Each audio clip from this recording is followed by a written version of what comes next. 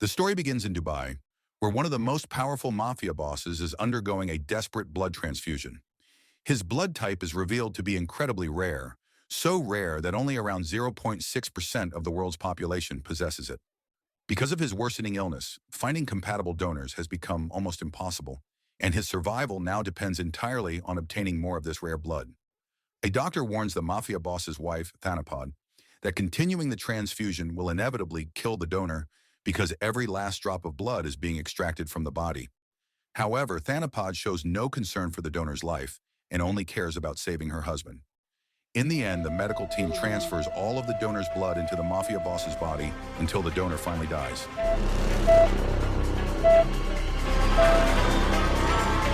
After the procedure, the doctor explains that the treatment is only a temporary solution because the mafia boss's condition is already too severe.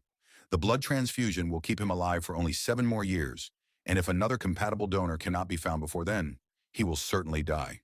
Rather than panicking, Thanapod calmly promises that she will search the entire world if necessary in order to find more people with the same rare blood type. Without wasting any time, Thanapod immediately contacts her trusted right-hand man and orders him to begin the search for another compatible donor as quickly as possible. The following day, the story shifts to Vietnam, where Thanapod's subordinate, Pruk, successfully tracks down a young girl who possesses the rare blood they have been searching for. Pruk and his men waste no time forcing the girl to come with them, and during the kidnapping, they brutally murder both of her parents without hesitation. Just as Pruk is about to force the terrified girl into the car, another vehicle suddenly arrives at the scene, and 3 armed men step out. They turn out to be a group of assassins led by a man named Po. Po had only happened to pass by the area, but after witnessing the violence against a child, he immediately decided to intervene. Unlike Pruk, Po refuses to tolerate cruelty toward innocent people, especially children, so he demands that the girl be released. Naturally, Pruk refuses to back down, and a violent fight quickly erupts between the 2 groups.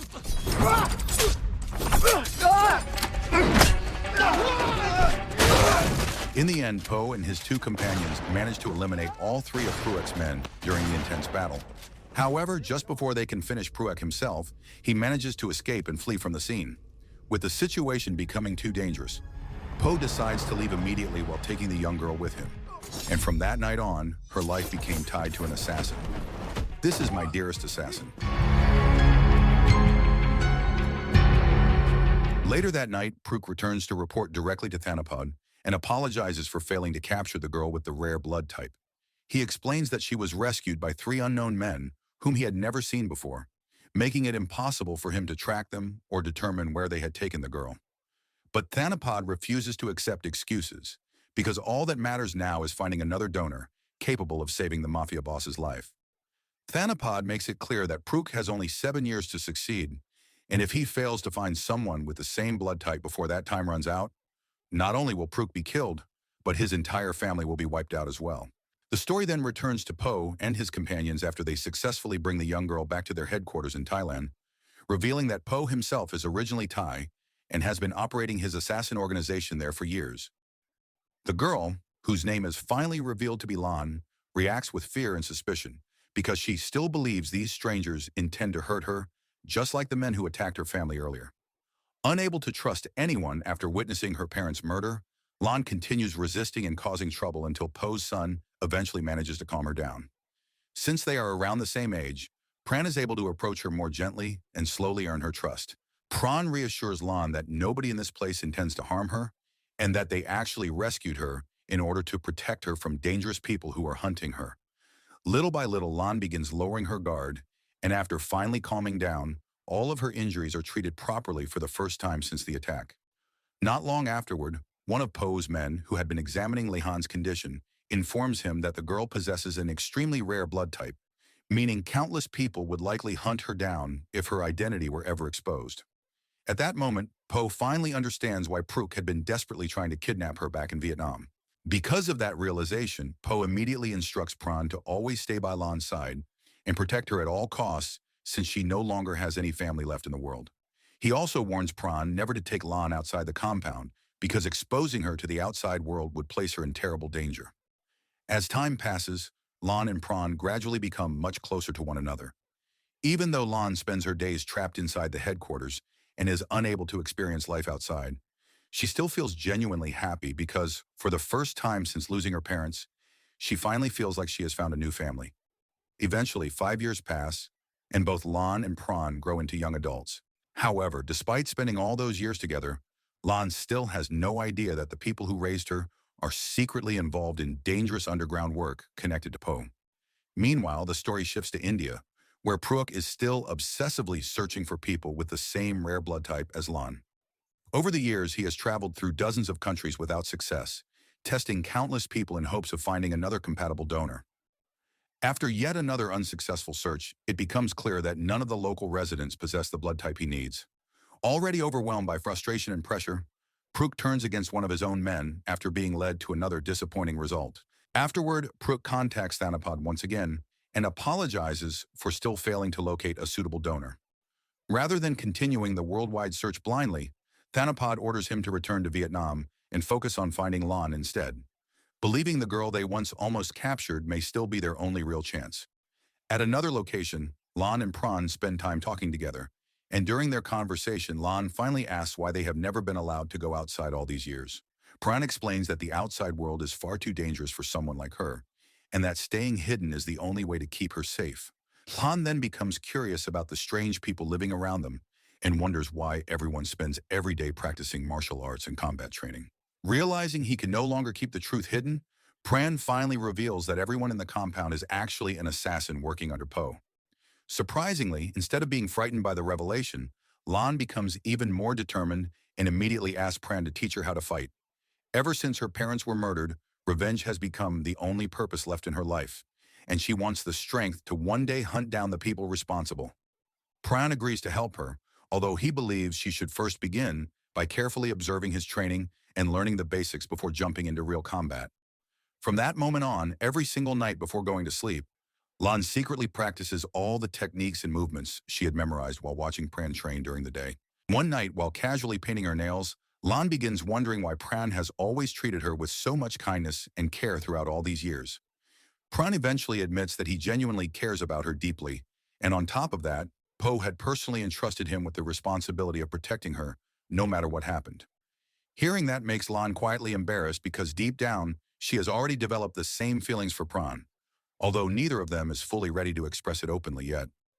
Sometime later, Poe and everyone in the house gather together for dinner, and during the meal, Poe announces that there will be an important mission the following night. Since the target is heavily protected, nearly everyone in the organization will need to participate in the operation, meaning all members must head into the field except for Pran and Lon, who are ordered to remain behind at the headquarters. After hearing that news, Pran secretly tells Lon that once everyone leaves for the mission, he plans to take her outside so she can finally experience the world beyond the compound. The idea immediately excites Lon so much that after returning to her room, she spends her time trying on her best clothes because she wants to look special during her first outing with Pran. The following night, Poe and his entire team arrive at a nightclub where their target is currently located. It turns out they have been hired to assassinate a corrupt government official. But because the man is surrounded by numerous bodyguards, Poe is forced to involve almost every member of his organization in the mission. Poe and several men enter through the front entrance in order to distract the guards stationed outside, while the remaining members quietly infiltrate the building from the back and position themselves near the target's private room. Everything unfolds exactly according to Poe's carefully prepared strategy, because one of his men secretly slips a small explosive device into a bodyguard's jacket pocket, instantly causing panic and chaos throughout the club. As expected, the target is immediately rushed toward the emergency exit for safety, but that escape route had already been anticipated by Poe beforehand. Waiting there is another assassin from the team, who cleanly eliminates the corrupt official without leaving any room for failure. With the mission completed successfully, Poe and his men quickly leave the area and begin heading back to the headquarters before the authorities can respond. At the same time, Pruitt is coincidentally in Thailand meeting with one of his associates, completely unaware that fate is about to cross his path with Lon once again. Meanwhile, Lon and Pran are happily spending time together outside, walking through crowded streets and enjoying the beautiful nightlife around them. Since this is the very first time Lon has truly experienced the outside world after years of isolation, she feels incredibly happy and fascinated by everything she sees. Not long afterward, heavy rain suddenly begins pouring down, forcing Pran and Lon to take shelter under the front of a nearby store. Unfortunately for them, that exact store happens to belong to one of Prook's acquaintances, meaning Pruk himself is also inside at that moment. The instant Pruk sees Lan's face, he immediately recognizes her as the same girl with the rare blood type who escaped from him years ago in Vietnam. His suspicions become even stronger after noticing the scar on her neck, the very wound he himself had caused during the failed kidnapping in the past. Realizing he may have finally rediscovered the girl he has been searching for all these years, Pruk quietly decides to follow both Lan and Pran in order to uncover where they are living. A few minutes later, Lan and Pran finally arrive back at the house, completely unaware that Pruk has been following them the entire time. From a distance, Pruk quickly realizes that the building is actually the headquarters of Poe's assassin organization, making him understand why attacking immediately would be suicidal. Since there is no chance he could infiltrate the place alone, Pruk decides to retreat temporarily and prepare a larger assault instead. Soon afterward, Pruk visits the hideout of a gangster group led by a violent criminal named Yamato. Knowing that Poe's organization is too dangerous to confront without backup, Pruk offers Yamato a deal and asks for his help capturing Lan, who is currently being protected by Poe and his assassins. Pruk promises to pay Yamato any amount of money he wants as long as he agrees to cooperate. Fortunately for Pruk, Yamato already has personal hatred toward Poe's group, so he gladly accepts the offer and immediately agrees to join forces. The next morning, Poe becomes furious after learning that Pran secretly took Lan outside the previous night. Realizing how dangerous that reckless decision was, Poe completely loses control of his emotions and even grabs Pran violently because exposing Lan to the outside world could put every single person in the organization at risk. Confused by his father's extreme reaction, Pran demands to know why Lan must remain hidden all the time. At that point, Poe finally reveals the truth that Lan's blood type is so incredibly rare that countless powerful people would hunt her down if her existence ever became known. That same night, Pran is still upset over how harshly Poe treated him, so he impulsively decides to run away together with Lan. While the two of them quietly pack their belongings and prepare to leave, neither of them realizes that Pruk and Yamato's armed men have already arrived outside the compound. The attackers quickly begin surrounding Poe's headquarters, and just as Lan is about to open the exit door, a massive explosion suddenly erupts outside. Thankfully, she is not injured by the blast, but chaos immediately breaks out as Pran, Poe, and the rest of the assassins rush in and engage Yamato's forces in a fierce gunfight.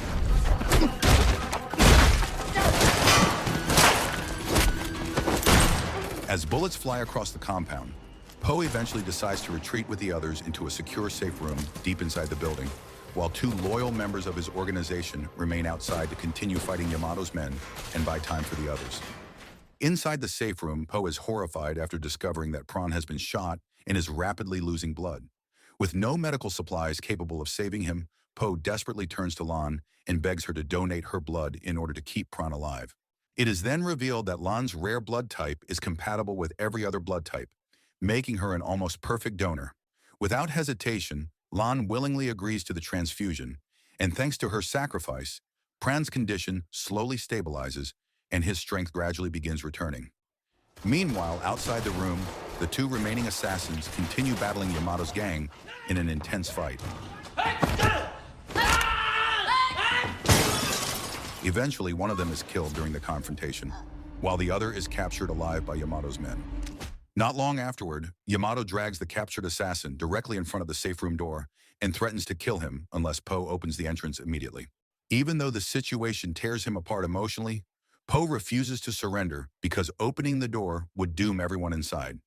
As a result, Yamato brutally executes the captured assassin right in front of them.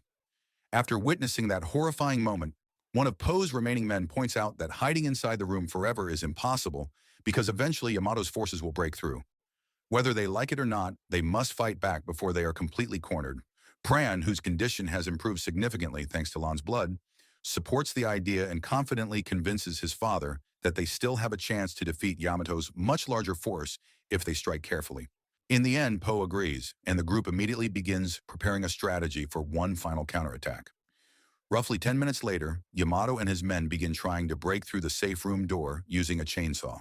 However, just before they can force their way inside, gasoline suddenly starts pouring from underneath the door, followed immediately by flames spreading outward. The unexpected fire forces Yamato and his men to retreat backward in panic before they can continue their assault. A moment later, Pran suddenly throws a gas cylinder toward Yamato's men and shoots it, triggering a massive explosion that instantly takes down several members of the attacking gang. Using that opportunity, Poe and the others rush out of the safe room and begin fighting the remaining enemies in a brutal counterattack. As the battle intensifies, Poe realizes there is no way everyone will survive if they continue fighting together inside the compound. Knowing somebody has to stay behind to buy time, he orders Pran and the others to escape immediately, while he remains there to hold off Yamato's forces alone. In the end, Poe willingly sacrifices himself so the others can escape safely from the headquarters. Without wasting another second, Pran quickly takes Lan and the 3 surviving members of their group away from the burning compound before Yamato's men can catch them. The story then returns to Pruitt, who is once again consumed by rage after failing to capture Lan, even though she had been right in front of him. After spending years searching for her across the world, losing her again only makes his obsession grow even stronger. 2 days later, Pran and the remaining survivors finally arrive at their secondary hideout. Although they manage to escape alive, Pran is still deeply devastated by the loss of his father, Poe, whose sacrifice allowed all of them to survive. At this point, Pran's remaining allies are reduced to only 3 people, including his close friend Michael and 2 veteran members of Poe's organization, whom Pran has always considered family, almost like his own uncles. Sometime later, Pran and Lan sit together near the beach not far from their new hideout, and during their quiet conversation, Lan admits that she wants to leave because she feels her existence only brings suffering and death to the people around her. However, Pran immediately refuses to let her go, because he has no intention of abandoning the promise Poe entrusted to him before his death. More importantly, Pran genuinely wants to spend the rest of his life together with Lan, no matter how dangerous the future becomes. Because of that, Lan asks Pran to properly train her in combat so she can finally stop being a burden and learn how to protect herself. Pran agrees without hesitation and brings her back to the hideout to begin her training immediately. From that moment on, Pran, Michael, and the 2 older assassins personally train Lan every single day. Surprisingly, Lan quickly reveals that she has already learned many techniques on her own from years of secretly observing Pran's training sessions, leaving everyone genuinely shocked by how naturally talented she is. As the days continue passing, Lan is pushed through increasingly harsh combat training until she eventually progresses to using weapons as well. Despite the exhausting routine, she remains incredibly motivated because her only dream now is to take revenge on Pruitt and everyone responsible for destroying her family. Several months later, Lan finally transforms into a highly skilled fighter whose abilities are now comparable to Pran and the others. The frightened little girl who once needed protection has now become someone fully capable of standing beside professional assassins. One day, Pruitt, who is known for his obsession with expensive cars, visits a luxury showroom hoping to purchase a specific vehicle. Unfortunately for him, the owner apologizes and explains that the car has already been purchased by a man living in an abandoned building near the beach.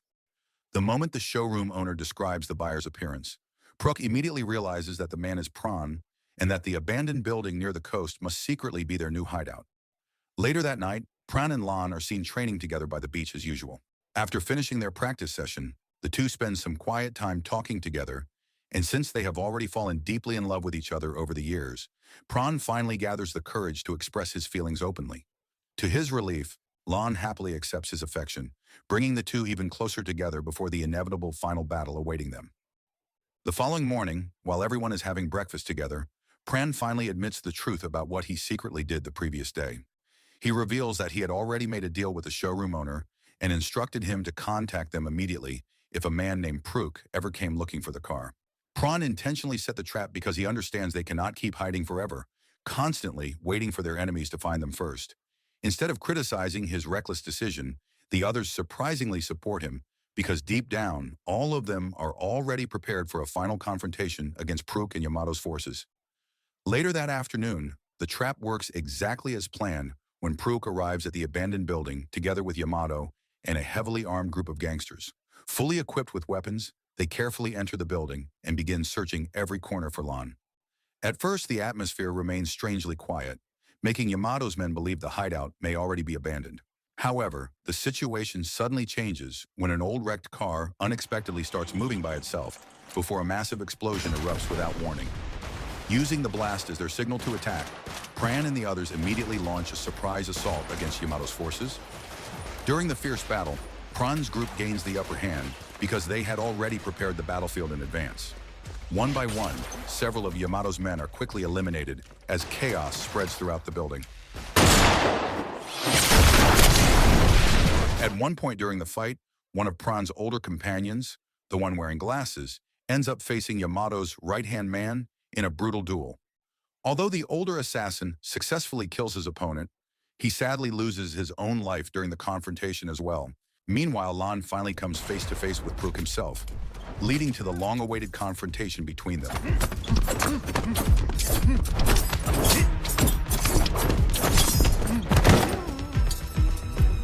At the same time, during the chaos unfolding around them, Pran's second uncle figure suddenly collapses after an unexpected incident involving Yamato's boyfriend. Michael immediately steps forward in response, determined to stop the situation from getting worse. After a long and exhausting struggle, he eventually succeeds in overpowering Yamato's boyfriend. The story then returns to Lan and Pruk, who continue confronting each other with equal determination and skill. Even though Pruk proves to be an extremely difficult opponent, Lan ultimately succeeds in defeating him once and for all.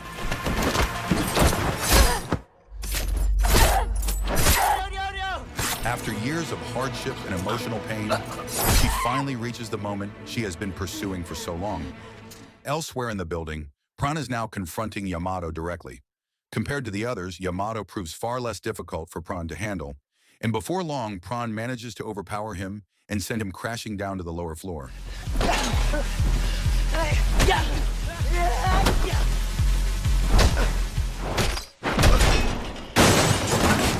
Believing the nightmare is finally over, Lan, Pran, and Michael quickly escape the area by car. However, just as they are leaving, Lan is suddenly shot by Yamato, who somehow survived the fall and launched one final attack before collapsing again. Realizing Lan's condition is rapidly worsening, Pran immediately drives her far away from the battlefield before stopping the car in desperation. With no other options left, he decides to perform a blood transfusion himself in order to save her life. It is then revealed that Pran secretly possesses the same rare blood type as Lan, making him the only person capable of helping her survive in that moment. While the emergency transfusion is taking place, Yamato suddenly appears again for one last attack. Without hesitation, Michael steps forward to protect Prane and Lan, leading to another violent duel between him and Yamato. This time, Yamato is finally killed for good, but Michael also succumbs to his injuries because he had already been stabbed multiple times during the fight. Watching Michael die leaves Pran completely devastated because every single person who fought beside him has now fallen one after another. Pran becomes even more desperate after noticing that Lan's condition still does not improve, despite the transfusion. Refusing to give up on her, he continues donating more and more of his blood, even though he fully understands that doing so could eventually kill him. The following morning, Lan finally regains consciousness and wakes up in healthy condition thanks to the blood Pran gave her throughout the night. But the moment she looks beside her, she realizes Pran has already died after sacrificing too much of his blood in order to keep her alive. In the end, Lan is left completely alone, once again forced to watch the people she loves disappear from her life one after another.